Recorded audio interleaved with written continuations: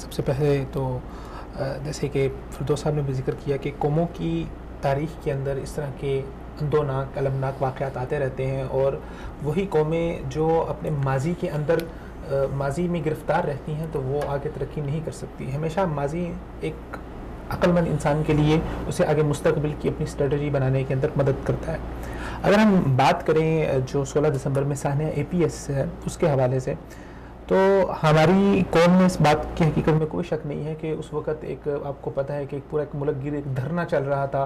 तो इस वाक़ये के बाद वो धरना ख़त्म हुआ, कौम जो है वो यकलख्त हुई, कौम एक पेज के ऊपर आई और इस बात के ऊपर कि हमें दहशतगर्दी से निपटना होगा, दहशतगर्दी को ख़त्म करना होगा। इस मामले में सारी जो आपकी सियासी जमातें हैं वो एक पेज पे और ये एक बहुत अच्छा कदम हुआ।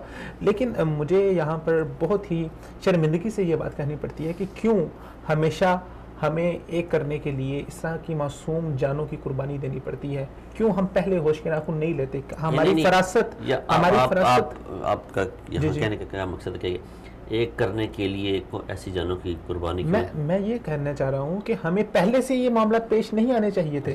हमें पहले से ही अपने आप को मुल्क के लिए, कौम के लिए एक प्लेटफॉर्म को रखना चाहिए था।